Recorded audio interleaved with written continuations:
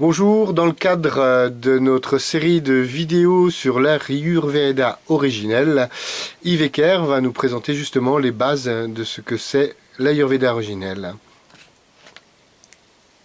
Bonjour.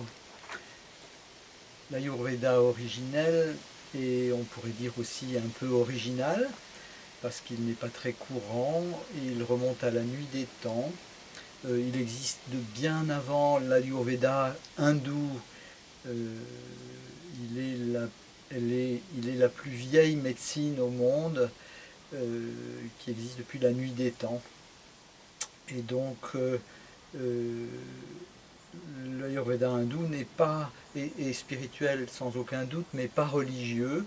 Les hindous qui ont transmis cet Ayurveda en Occident l'ont retransmis avec leurs dogmes religieux hindouistes, avec tout un tas de concepts de bien et de mal qui n'existent pas dans l'Ayurveda originel. Tout est adapté ou pas à chacun. Euh, et donc, euh, rien n'est bon, rien n'est mauvais. L'Ayurveda originel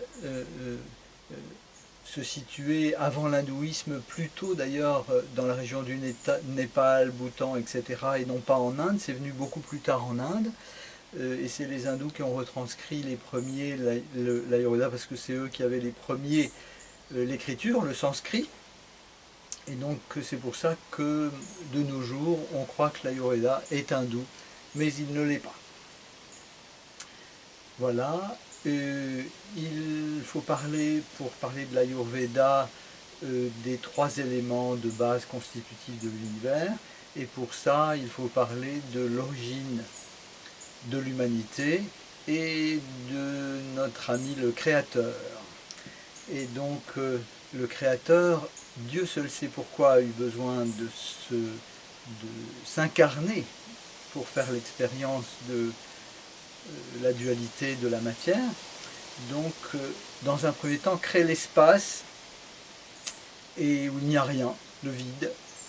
Et dans cet espace va naître une intention, un mouvement qui ne rencontre aucun obstacle, et donc il va s'accélérer de manière exponentielle et créer un échauffement qui va être le deuxième élément, le feu, le premier mouvement étant l'élément air, le deuxième le feu, et vient la nécessité de calmer les deux premiers, et donc va apparaître le troisième élément, l'eau.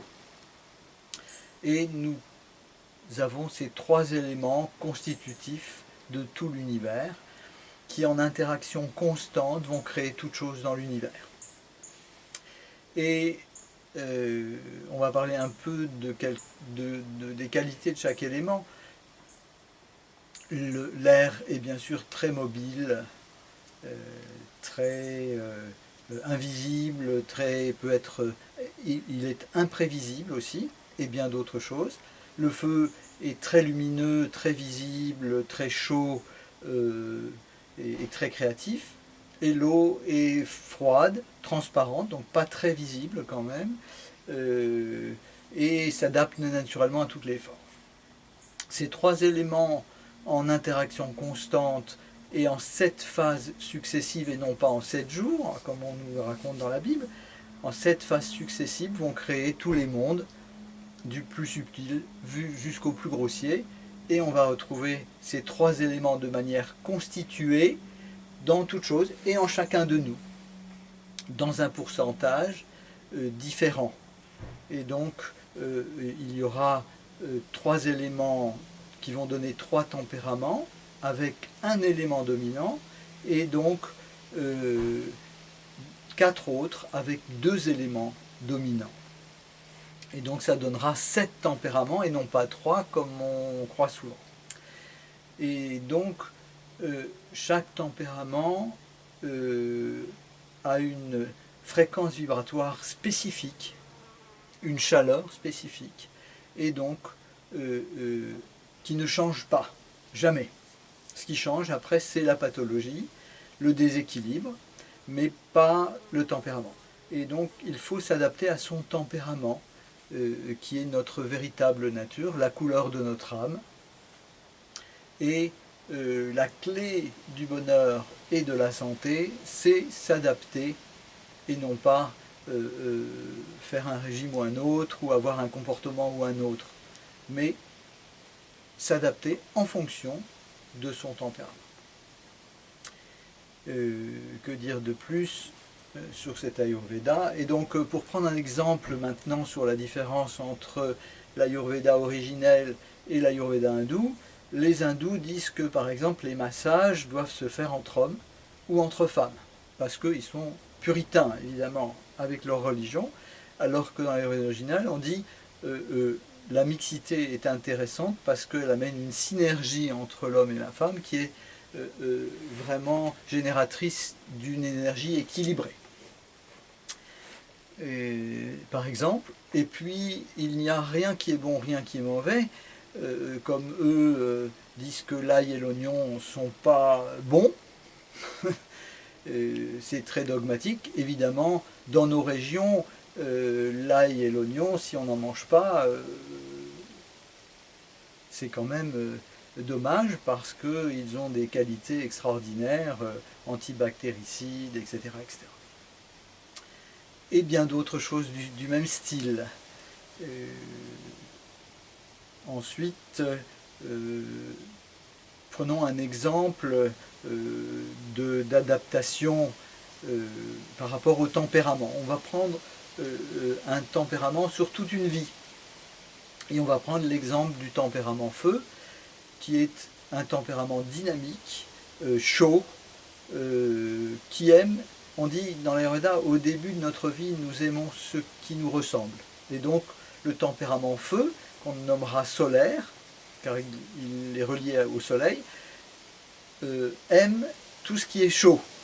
Et il va, au début de sa vie, être porté vers la viande, le café, les activités toniques, etc., etc.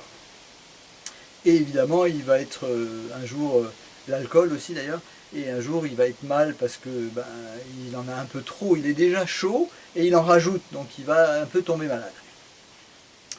Il va avoir mal à la tête, des crises de foie, etc. Et s'il est sain, naturellement, il va être attiré par ce qui va compenser sa nature et prendre une nourriture qui est plus froide, plus qui compense sa véritable nature, et donc il va tout d'un coup manger des fruits, des légumes, etc. Et il va se sentir très très bien.